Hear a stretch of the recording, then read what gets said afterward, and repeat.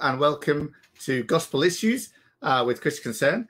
And we're delighted today to be talking on this very interesting topic of cultural Marxism. And who better to talk to us about it than Melvin Tinker, who is the Director of Theology at the Christchurch Network of Churches in Hull, and who has written numerous books over the years, but one in particular on this very subject, that hideous strength, How the West Was Lost, a deeper look at how the West was lost. I've read it. It's very, very helpful. Thank you, Melvin. It's great to have you with us, and we're looking forward to you sharing with us about this. And we've also got Andrea Williams, our Chief Executive, on the line as well. And so what we're going to do is we're going to play a pre-recorded talk that Melvin has done for us with some helpful slides and comments around this whole subject. And that's about 30 minutes long. And then we'll come back for some Q&A and discussion with Melvin and Andrea. And if you're watching live, you can put your questions for Melvin into the chat on YouTube or on Facebook. And we will look forward and try and get to those questions and look forward to the discussion. But let's get straight into Melvin. Thank you for preparing this talk. It's a great talk. I've watched it, but I'm sure people will enjoy watching it now. And then we'll come back for Q&A straight afterwards. Thank you.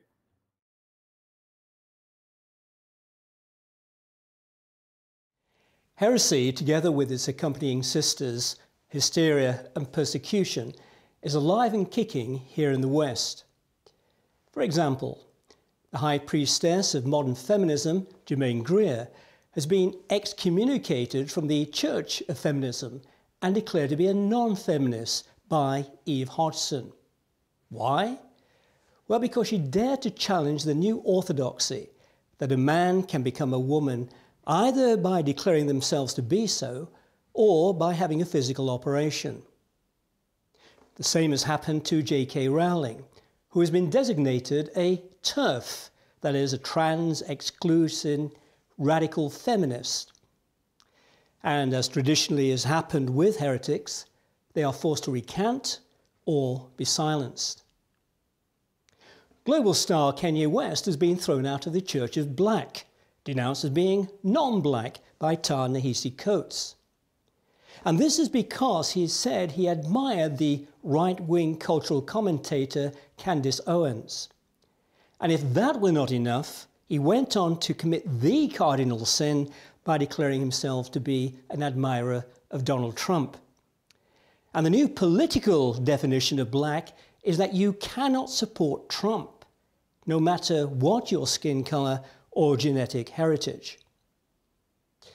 The entrepreneur, Peter Thiel, though married to a man, has been evicted from the Church of Gay by Jim Downs, again for the same reason.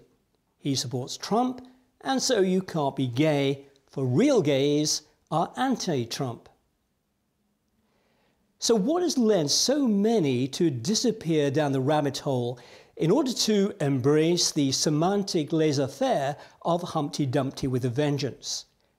So it's that words not only mean whatever we want them to mean, but become weapons of mass deception to denigrate those who are considered to be violators of the new sacred orthodoxy of identity politics.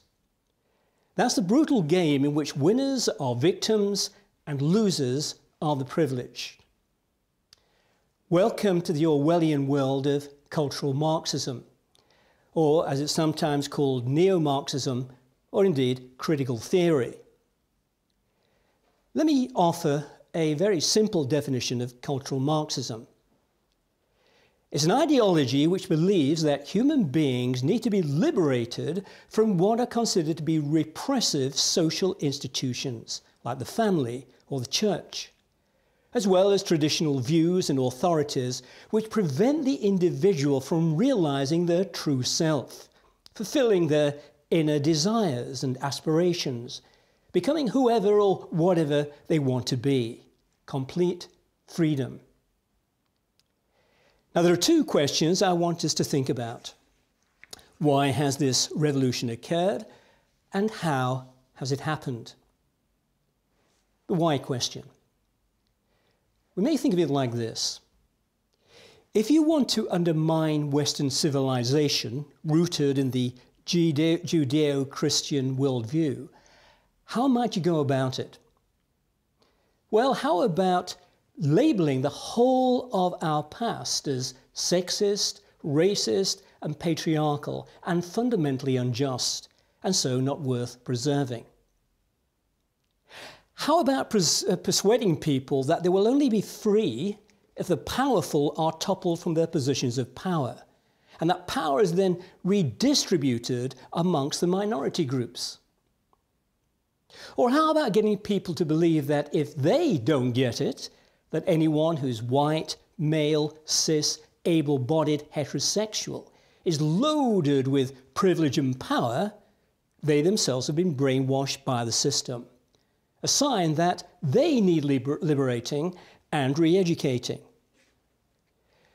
We have in operation the doubting game, getting people to doubt those things which for centuries have been taken as givens, and then to present the glowing alternative which cannot be doubted, what is dubbed radical democracy. So the how question. How's this happened? Well, to begin to answer that question, we need to delve a little into communist history.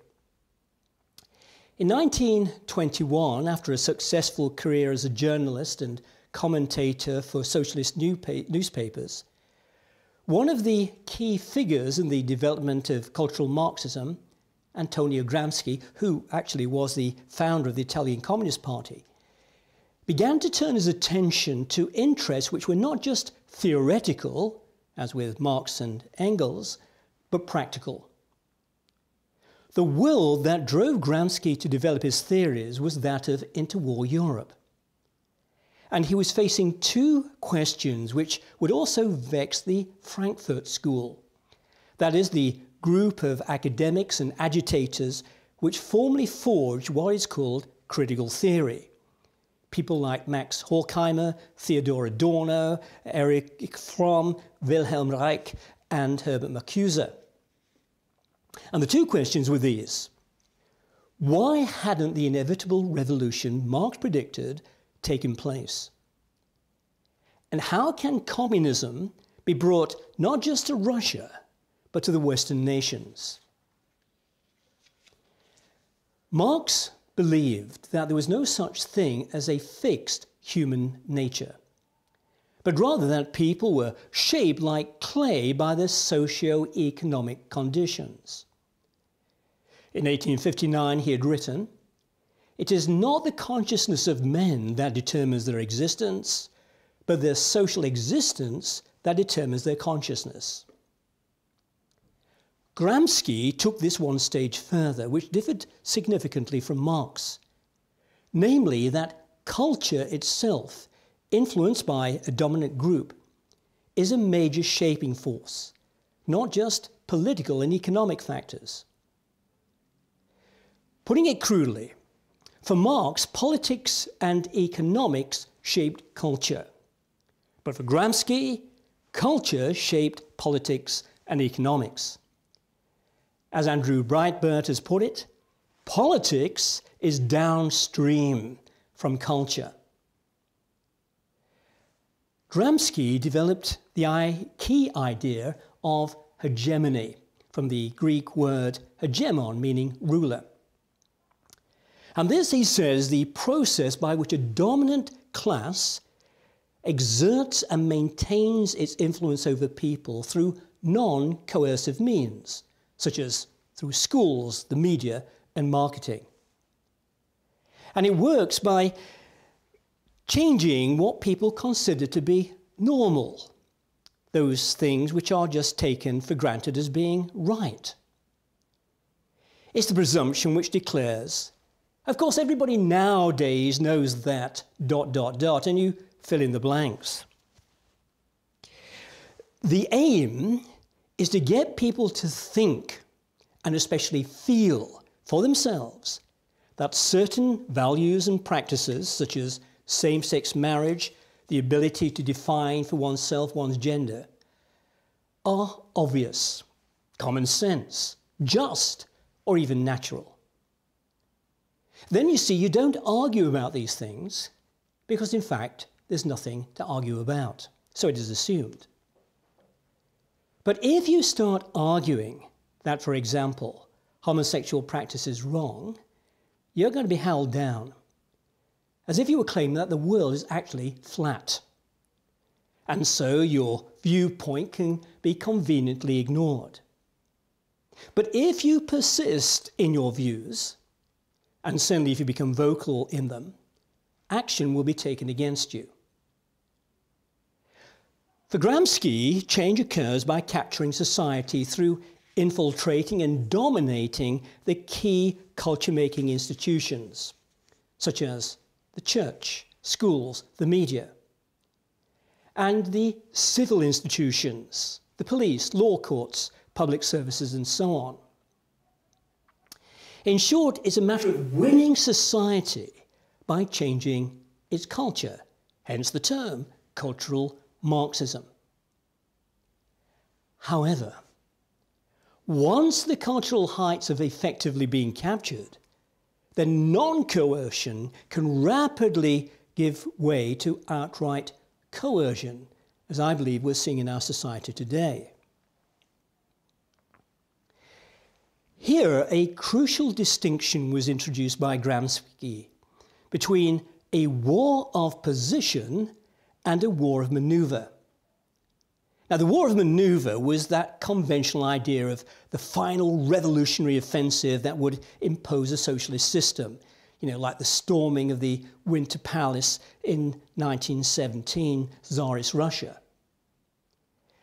But for Gramsci, the revolution had to be preceded by the war of position, which sought to shape the cultural environment of a society to make it receptive to revolutionary ideas, which at one time they would have thought anathema. Now, this Gramsci strategy is made up of several elements. First, positive tolerance. In what was to become one of the foundational works of identity politics, Ernesto Laclau and Chantal Mouffe wrote Hegemony and Socialist Strategy, which builds on Gramsci in order to find a way for the left to establish its own hegemony to bring about what they term radical democracy. Sometimes this is referred to as the Essex School of thought.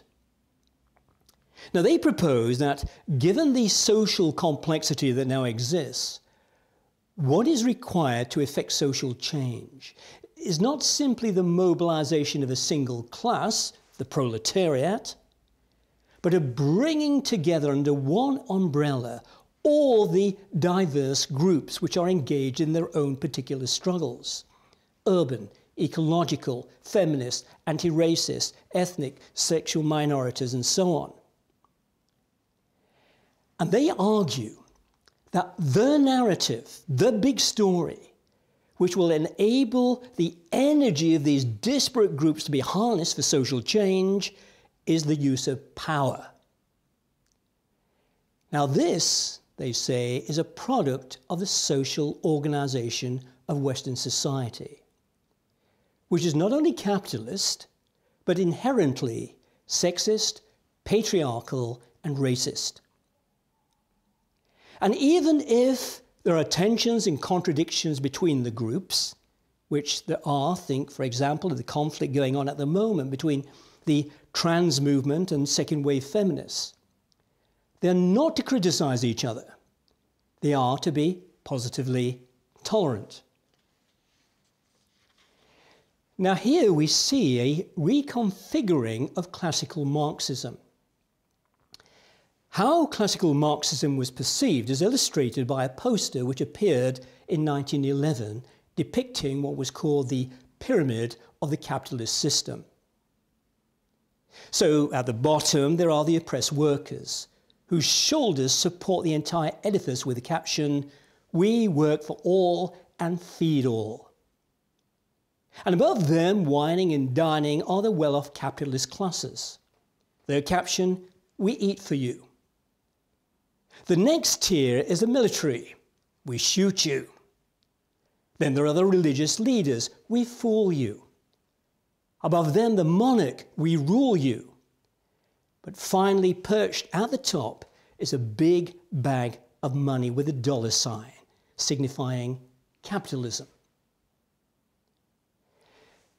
Now, what Charles Taylor calls the social imaginary, that's the storied way of thinking by which all reality is to be viewed and understood, and which lies at the very centre of much social justice ideology, would render that 1911 poster rather differently today.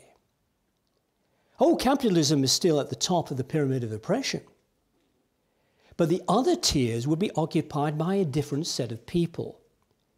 Heading the hierarchy would be white, male heterosexuals.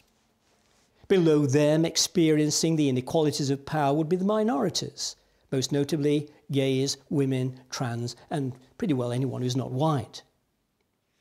And these are to be seen as the victims of this white, patriarchal, heterosexual cis system.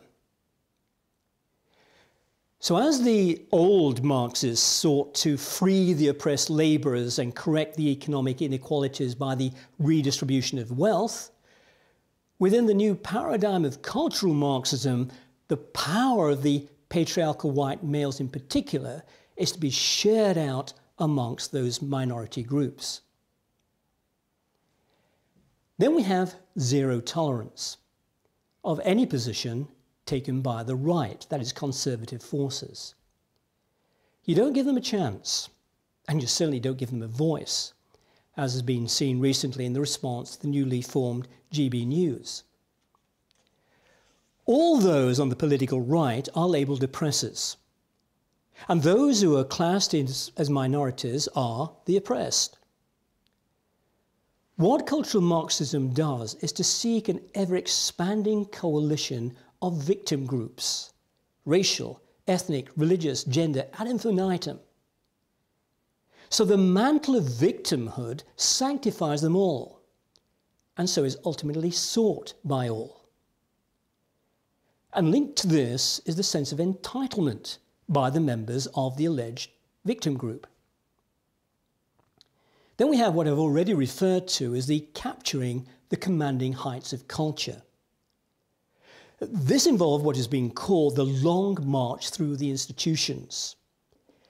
As one writer has put it, from an initial bulwark in higher education, cultural Marxism in the United Kingdom has progressively gained control of thought and instruction in institutions including primary, secondary education, the media, the civil service, law and the legal profession, the government in 1997, much of the judiciary, and most recently, the police. Then we have the destabilization of language. This enables a new language to be devised by which the power of the elite can be exerted. The goal for Herbert Marcuse was to, quote, break the established universe of meaning. So think, for example, of the tectonic shift in the meaning of the word tolerance. The old tolerance was the need for a society to accept and the existence of different views and live in harmony. The new tolerance is the acceptance of different views. So to accept that a different position exists and deserves the right to exist is one thing. To accept the position itself as authentic or true means one is no longer opposing it. And those who do oppose it are to be opposed.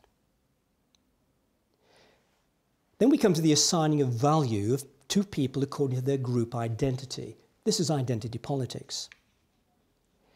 This has a dark side to this kind of categorization, which has been picked up by former communist Marxist David Horowitz. This is what he says. By obliterating the particulars and casting parties as genders rather than individuals, the question of guilt and innocence is preordained.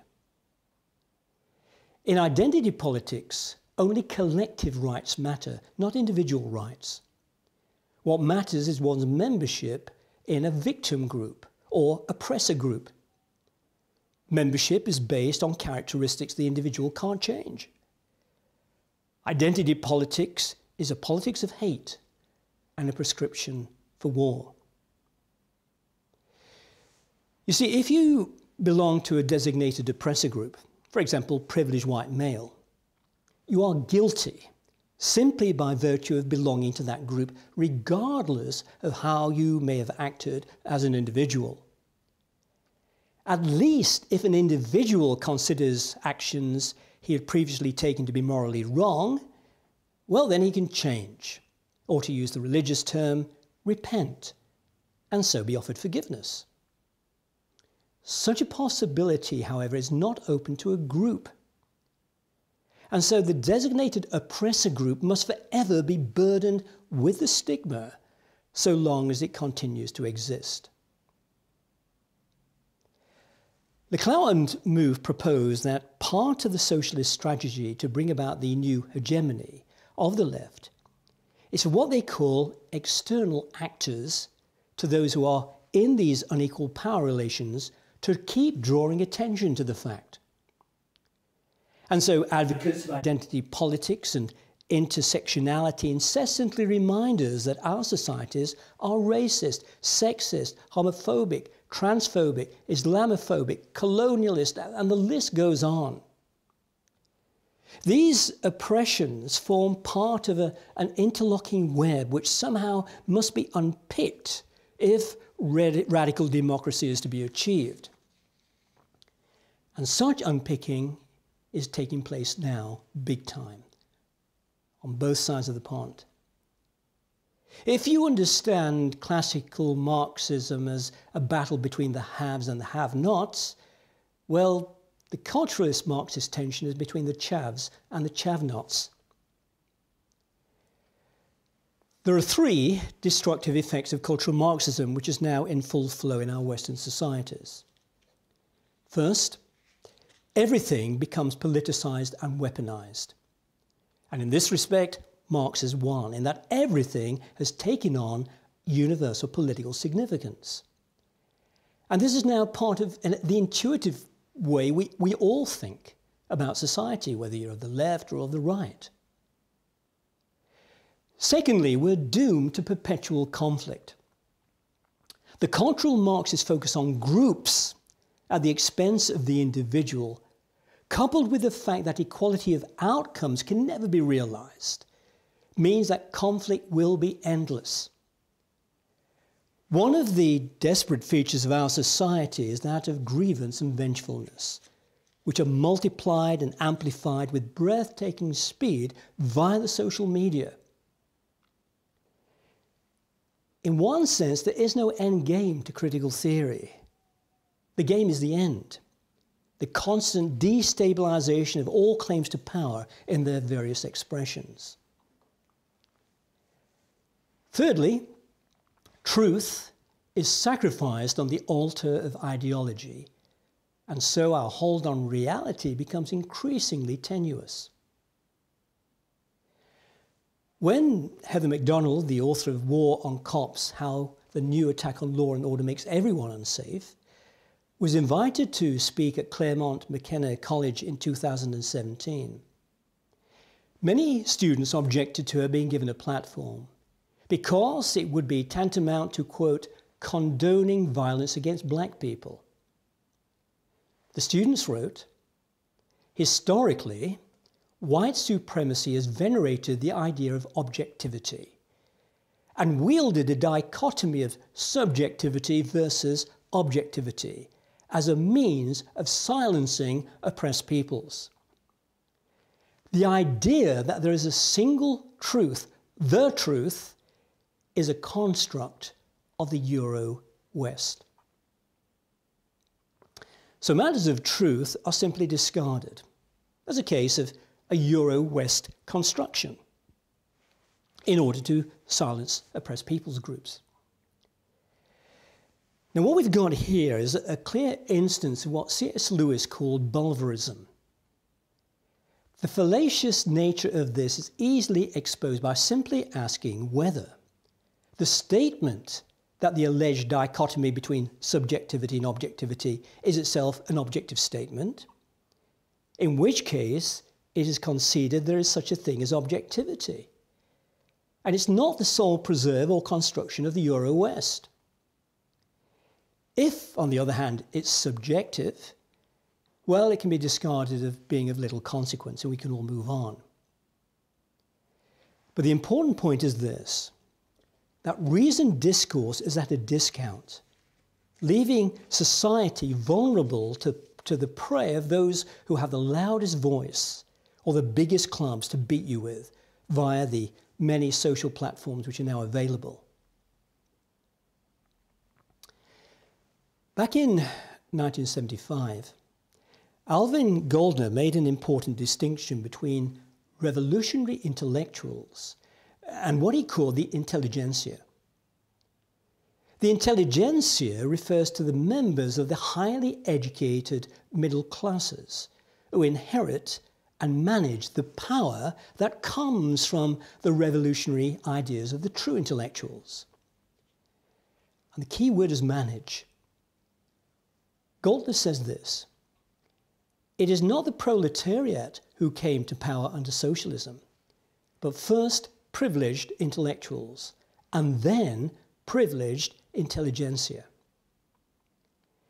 Now, the intelligentsia don't have that much originality, he says, but what they do have is power.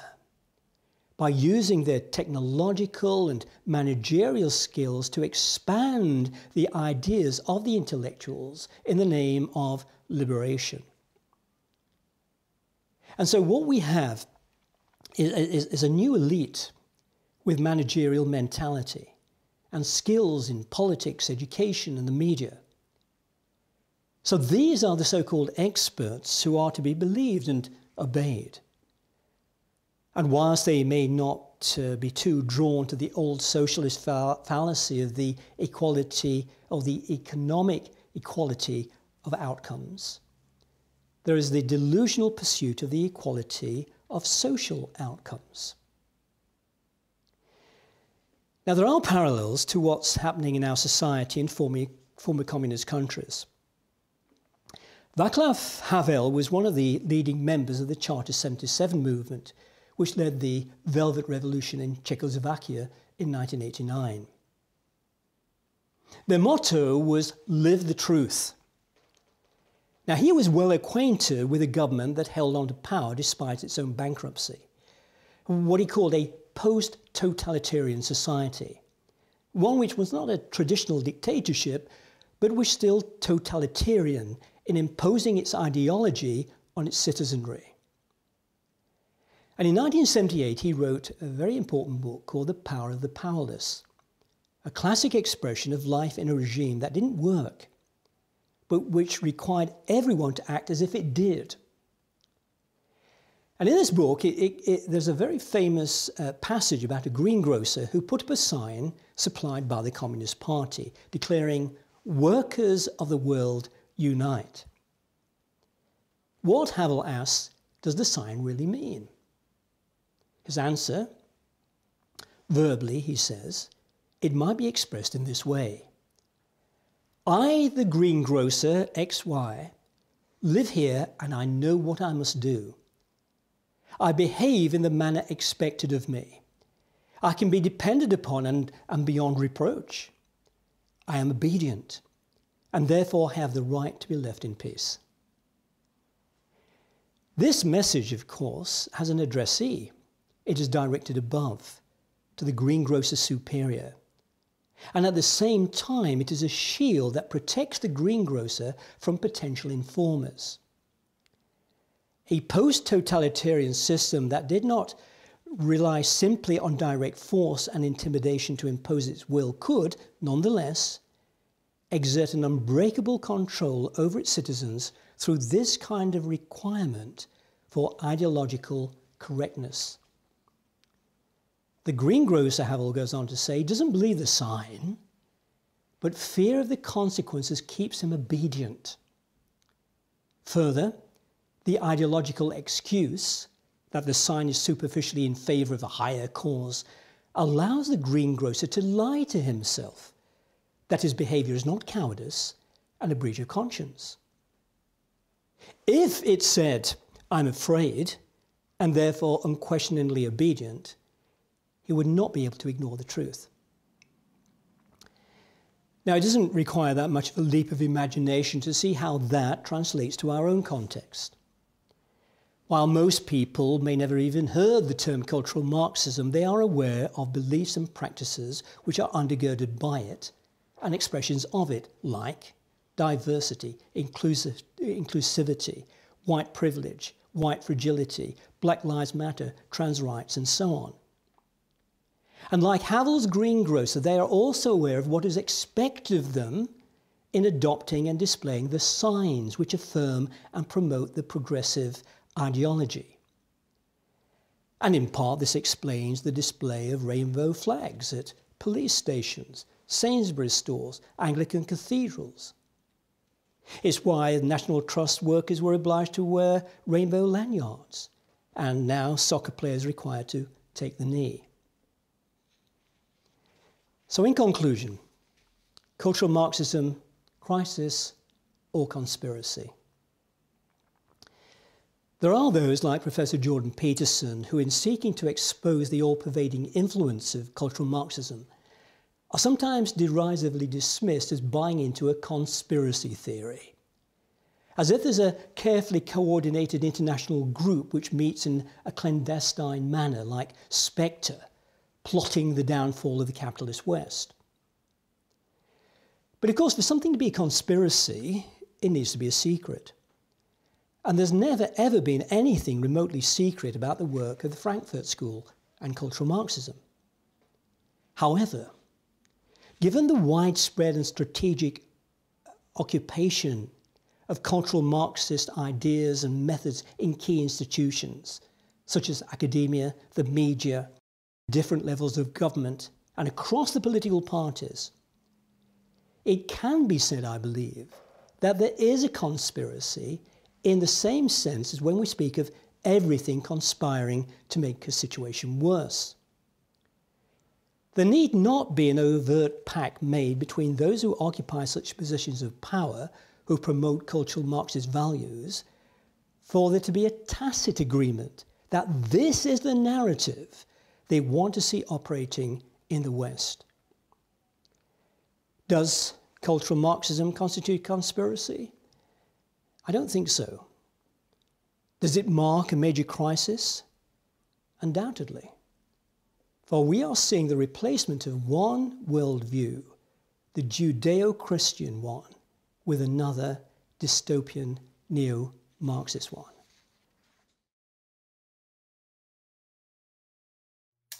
Well, that was an excellent talk, I think, really, really helpful. And I'm very delighted that Melvin is here with us now to discuss the talk. Thank you, Melvin. Great talk. Oh, yeah. Really, really helpful perspective there. And I think we've got Andrea as well on the line. Hi, Andrea. Hi. You. What a great talk, wasn't it, Andrea? Fantastic. I always love to listen to Melvin and to read his books. Thank you, Melvin, for your great insight. So important at this time. Yeah, and I think we had a question from Poppy Love on YouTube who said, is there a book or a transcript or something? And of course, there is a book. This book here, which I sort of talked about earlier on. Melvin, talk about this book a minute. Why did you write it, and where did you get this title idea from? Sure. Well, back in 2018, I was asked to give a talk at a large conference meeting in Jerusalem on cultural Marxism. And as I was, doing all the research, cultural Marxism, thinking about it, this idea of this, the notion of a hegemony, of a sort of elite group of people controlling the populace through various means, rang a bell. And it came to me, it's one of the sort of twilight zones as you're going to sleep, and it was C.S. Lewis's book, That Hideous Strength. And I went back to that, and there he describes, in his day, particularly thinking about a scientific group through technology controlling the population. And so I looked at that, and in fact, what he then did was, well, the actual title, That Hideous Strength, comes from a poem written back in 1555 by Sir David Lindsay, which speaks of the Tower of Babel being that shadow of the hideous strength 6 miles or more at its length. Right. So then that sent me to Genesis 11 and the Tower of Babel story. And there it seemed to me a great description, really, of what's happening. Well, human beings do it all the time, but it's this idea of trying to dismantle God's world, construct your own world to de-God God. And so I wrote the book. Yeah, and it's a very helpful book. If you want more detail on the references and lots of stuff, I do recommend getting hold of it. That's that hideous strength, a deeper look at how the West was like. But now, I'm sure that link can be put into the comment box. Yes. Yeah, we should do that. And do ask your questions if you're watching live on Facebook and YouTube for Melvin. But we've got one here just now from Lizzie Harwood.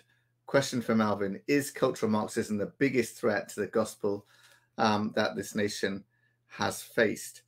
And how should Christians respond in everyday settings, like when it's assumed everyone agrees with, for example, BLM, trans rights, etc.? We need to be winsome and sensitive without letting it define us, but it's so hard. So thank you, Lizzie. Melvin. Yeah, I think whether it's ever been the biggest threat ever to the gospel in this country, I'm not sure about, but it certainly is a very, very significant threat. Not only to the gospel, but in fact, the actual well-being of our nation and indeed the West in general. Because what we're talking about here is something which, as I've explained in the talk, inherently destructive and disruptive. And at the heart of it is one of the key elements in Marxism anyway, but certainly there in cultural Marxism, is the abolition of the nuclear family. And that is one of, obviously, sort of key building block in God's world. So to destroy that and what they call heteronormativity in sexuality and so on, invariably leads to misery, untold misery, as Marxism has throughout history, classical Marxism. And that's the case here. And the threat to the gospel is simply this, that if the church doesn't wake up to this, if the church doesn't get back to being the church and providing an alternative view of reality, which is the reality as God has revealed it, then invariably the church is going to shrink and shrink and shrink. And not only that, but it will then be subject to more overt persecution than it is at the moment in this country. Now, what was the second part? What do we do? Yeah. Well, I think where possible, we actually challenge this. I mean, one of the problems is the way in which many of these movements get traction is when people remain silent, and it's assumed there's nothing to argue about. This becomes is what they call the plausibility structures. This is the way things are. Well, it's not just remaining silent; it's complying, isn't it, with rainbow flags or taking the knee or whatever the latest virtue signaling thing might be. I think what I've always found surprising is in the work that we do at Christian Concern and seeking to speak into Parliament on issues, but also with our cases. Certainly starting out as a young barrister, I felt that maybe the church would wake up when the first street preacher was arrested. How about when a magistrate with many years' experience simply says children do best with a mum and dad? How about when a social worker believes that marriage is between a man and a woman and doesn't want to place children into same-sex households? I thought at some point along this line, the world would wake up. What about animal-human hybrids in 2007? The mixing of cows' eggs with human sperm. Was the world going to wake up? I mean, and so it goes on. How about sending pills by post in order to kill your babies in the home? But Andrea, the thing with cultural Marxism is, right, that you can point to like secularism and say, look, there it is. We all understand it, and we all understand why it's wrong. You point to Islam and say, look, there it is, and here's all its teachings, and we all understand why that's wrong as well. Cultural Marxism, you can't quite finger it so well. You know, you've done brilliant the job there, Melvin, but you can't quite say, oh, there it is, and this is what they teach. There's their textbook, and this is clearly what they believe, and you know, here is, and there it is, kind of thing. And people convert to it, and people don't convert. It doesn't quite work like that. It's much more sort of, you know, hideous, for want of a better word. Yeah, it's like a gas, really, sort of everything. And what we see are the outworkings of that, and Andrew's mentioned a few of them. Our children are being taught. Oh, absolutely, and you can see this in the schools, and when you know the whole thing of mermaids, and the things that are being introduced in schools in primary school level, all that is now working for cultural Marxism. Yes, it is. And that level, and of course, it's captured the universities, certainly the humanity departments. And where do our teachers come from? Well, they come from universities, they come from training colleges, and they're taught this stuff. So it's not surprising that our children, and it's assumed this is true. Well, our children are being taught, I mean, this is what I can think. Our children don't know how to think differently. If you are being taught cultural Marxism, if that's the worldview that you are given, or the outworking of cultural Marxism, age 4, age 5, if gender is a social construct, all of this, if that's what you're taught at age 4, age 5, how do you ever unpack it? You can't. I mean, as opposed to being taught the truth, which is God made you in his image, male and female. And, you know, imagine just how freeing it is. Imagine how the boundaries that are set by Christianity are so good, obviously, for humanity. And yet the church is really on mute. I mean, to go back to that question, in terms of its threat, we have allowed ourselves to be muted on this front. But even teachers. Yeah. The thing is, one of the other things with cultural Marxism, they don't want you to think. That's the strength of it. You simply accept. You emote rather than respond, and that is all the sort of things that's encouraged. And in some ways, the way in which social media works with tweets and everything else fosters that. So you don't have long discursive arguments. You have bang reactions, emotive reactions, and emojis and everything else which convey that. And therefore, you're not expected to think. They don't want you to think. They simply want you to adopt this. And therefore, you're much more malleable if you're just working at the emotional level. And actually, you see this in the church. You certainly see it in the Church of England and synod debates. They're not synod debates. It's emoting. Yeah. So I'm just seeing Peter King here on YouTube has put this scripture up, 2 Timothy 4:3. You'll know it, Melvin. The time is coming when people will not endure sound teaching, but having itching ears, they'll accumulate for themselves teachers to suit their own passions. And do you agree that that's a relevant scripture for this? And are there any other scriptures that you would point to, Melvin, to illustrate what is happening in our culture today with this? Yeah, it certainly is a good scripture and certainly relevant. The one I would go to, which for me is a key one, is Colossians chapter 2 and verse 8. And this is what Paul says: "See to it that no one takes you captive through hollow and deceptive philosophy, which depends on human tradition and," this is the key term, "the elemental spiritual forces of this world rather than on Christ."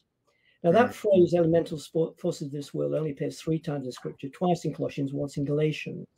And the phrase is stoicheia to cosmo, the elements of the world.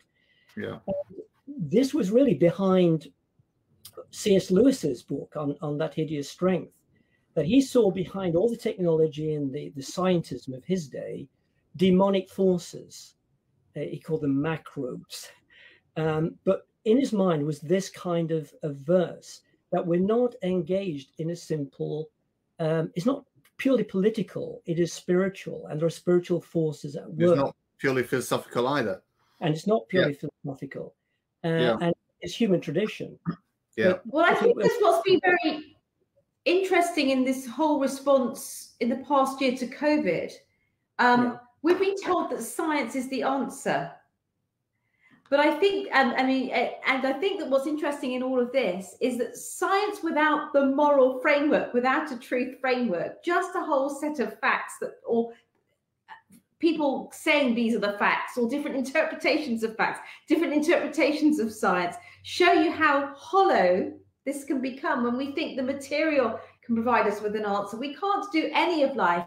Melvin, you talked about the humanities being taken over by cultural Marxism, but there's a reality too that without the humanities framed in a God framework, in a fully orbed, without the humanities not being taken captive to deceptive philosophies, there is no framework. There's no social framework in which to understand the science, because science just. But this goes back to Lewis's point that without a real ethical framework, he spoke of it in terms of men without chests. He talked about this, that you've got to have connect between, if you like, the head, the rational, and the gut, and that connection is the conscience, sort of moral guidance or God, divine guidance, and so on. That's taken away. What do you have? A straight connect between head and gut. And that's not sufficient to be, in fact, you cease to be truly human. And then you also become open to manipulation. So you're quite right, Andrea. When the Prime Minister spoke, we're going to be led by the science. Well, that wasn't terribly accurate. Because, as you said, there are different interpretations.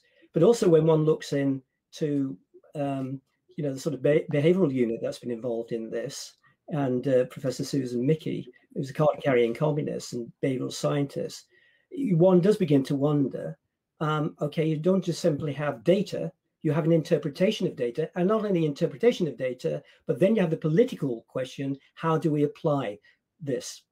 What are the consequences? What should we do as a result of this? That's a political, moral decision, not a scientific one. Yeah. So what's your advice for churches on this, Melvin? Because my worry is that most churches aren't even aware of it or don't really understand it at all. But let's assume that we do, having watched your talk and read your book or something, I think it's a more fundamental question that needs to be addressed. It's not just in relation to cultural Marxism, but how the church functions as the church. And what the church is meant to be doing is to be themselves affirming and engaging with the reality of God in Christ, what God, Trinitarian God, is doing in his world. And that means that we are shaped by God's revelation in Scripture, not whatever the latest ism is going abroad. Yeah. And the church, and particularly the pastors of the church, and this is what theology is about, has two functions. There's a negative function of theology and a positive. The negative is that we must lovingly, kindly, out of neighborly love, critique the world. In order to save the world, we must go against the world. Yeah. And the second positive theology, the positive aspect, is that we must be teaching our people the biblical worldview and all the entailments. And for that to happen, pastors have got to become more culturally literate than they actually are. And if one's going abroad to be a missionary, whatever it is, one of the first things you do, not only learn the language, you learn the culture to go together. Yeah. But what it seems to me is that many pastors are failing to do, we're going to teach the gospel, we're going to preach the gospel. But what they're not doing is appreciating the culture into which that gospel is being preached and in which their people live, move, and have their being. And critical to this now is understanding cultural Marxism. So pastors need to get alert to this, get taught, and then to be teaching their congregations. Yeah. And do you have a view on how the gospel is best preached to the cultural Marxist culture? Like where does the gospel connect best? It seems to go with this victim thing. Do we say Jesus is a victim and the ultimate victim? Is that a good way to preach the gospel? Well, it's certainly one way in. I'm always a wee bit wary of sort of broad strokes on, blanket things. This is where you preach the gospel in this particular context. But I tend to want to listen to where people are at and to listen to their views, and then to try to push them a little bit. Well, why do you think this? And you know, until it's a Schaefer thing, really, I guess. You know, you're pushing people to the logic of their conclusions and showing the horror. And in fact, I think what we often find, I found as one's been talking to this, even with non-Christians, they're saying, hey, this makes sense.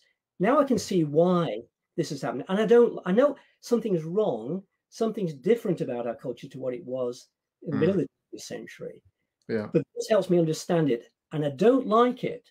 Now, in that situation where they're uncomfortable and fed up with being pushed around by cultural Marxists, we can then say, well, actually, there is an alternative. This is it. And then one can explain the gospel in all its fullness. And that's what we try and do through the Wilberforce Academy, training up the next generation. So that's our program for 18 to 24-year-olds. And we find very often they're young and men and women who are Christian. They're very passionate. But we say this is the first time we've heard people speak to us about this. And that always makes me quite sad. So it shows that I think that the churches need to wake up to what cultural Marxism is, Melvin. They need to read your book, listen to your video, but we really need to understand this. And we need to understand that we need to be deprogramming our children, or rather helping our children to put on the armor in order to live in this cultural Marxist world. And we need to be starting at Sunday school. We need to be starting with them, well, as soon, age 2, age 3, age 4, as Christian parents, as people that are responsible within our churches. That's something that we can do in order to shape a next generation of Christians, or our own generation, but a next generation of Christians that is able to withstand the world that they are living in, that is able to understand. It's the cultivation of the mind to understand the culture that they are living in, and then to defend the gospel and to speak up. And let me say, I'm sorry, for some reason I just got locked off and I came back on again just a moment ago, so this may have been covered. But what is the church to do right now? Well, it's to stay open for starters. We have allowed ourselves to be closed in the midst, yes, of a health crisis, but in a time when we have the eternal hope, we have the answer to cultural Marxism and the answer to the fear of death. And as I always say, the way the gospel could go out is not to so reflect the world that we look more scared than the world even, but to actually be the hospitals. We're the heart hospitals, we're the emotional hospitals, we're the head hospitals, we are there, we should be there, and we should be open 24/7 in every village and town across this country. Just imagine that. I mean, that's always my challenge. Just imagine a church that understood the culture, I therefore understood cultural Marxism, a church that had actually read Melvin's book and read it, and applied it through, applied the truths contained therein, and was open for business, open for gospel business.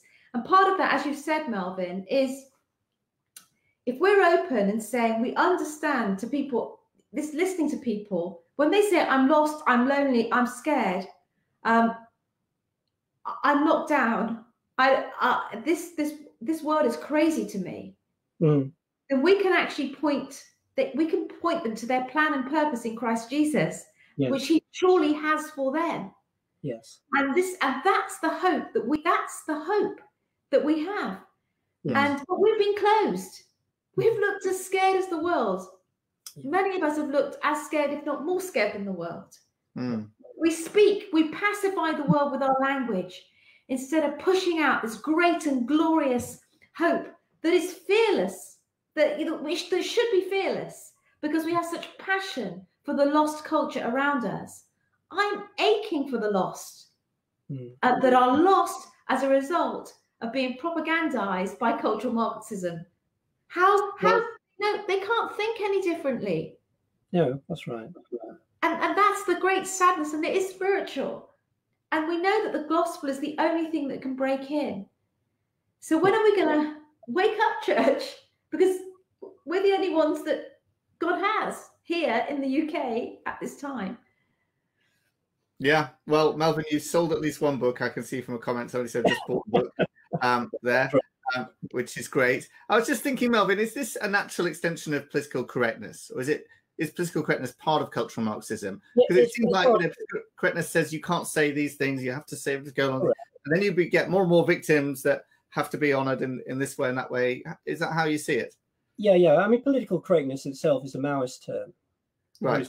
Correct. And then if you weren't political correct, you were re-educated. And that's happening even in this country. Right. That, one has to have racial bias training and all that kind of thing. So it's the same thing. Training, yeah. And the whole notion of woke, you see, is also an expression of this. That there are certain enlightened ones. That's what woke means, awakened ones. Yeah.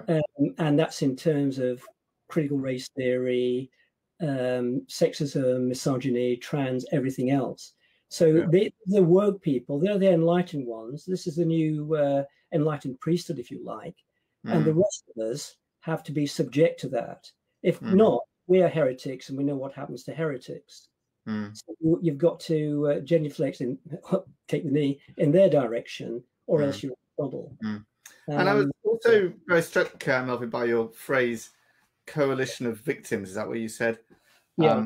That it seems to unite everyone who is able to sort of claim this victimhood status, and so Islam and LGBT, which don't naturally fit together, both claim victim status and come under this, and somehow it seems to unite all the different sort of groups. But then Christians, although we're also victims in some ways, we get left out of this somehow.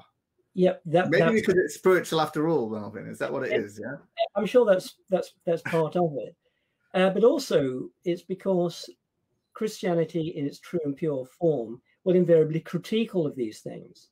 Yeah, and transcends them and stands over them, because God and the gospel stands over them, and therefore it can't be embraced. What can be embraced is a liberal form of Christianity, which is no Christianity anyway.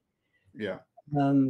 And so a sort of, I don't know, you can have a victimized Christianity, which is okay, but and it's a similar, I think, what's going on. I know time's running out, but what I think is quite interesting in the way in which what seems to me as a clear victim group is not being recognized as such by the elite, and that is working class boys.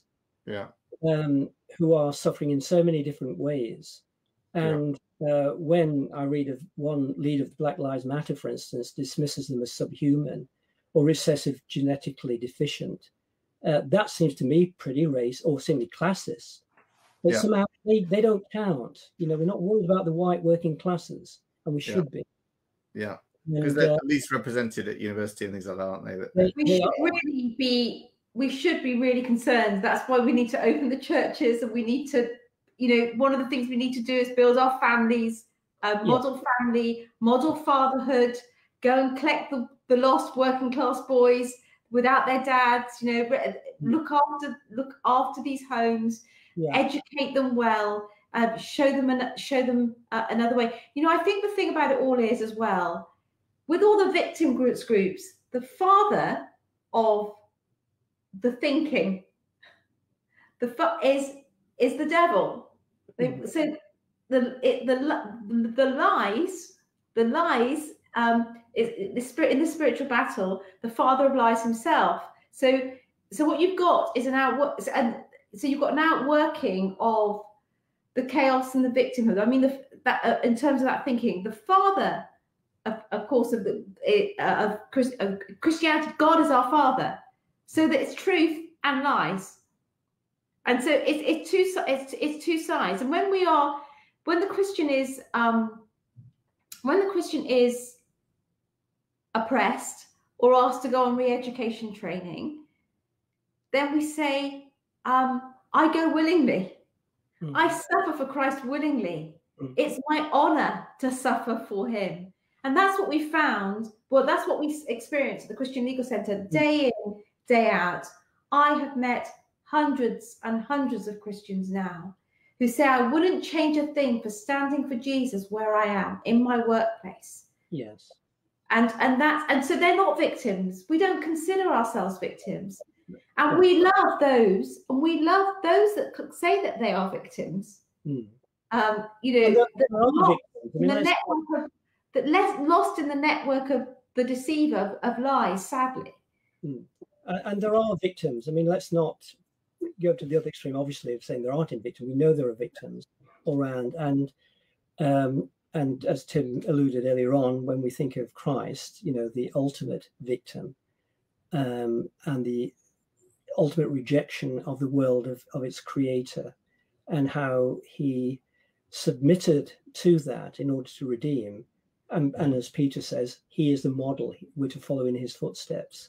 And that was written 1 Peter in a context where Nero was Caesar, and Christians were being martyred.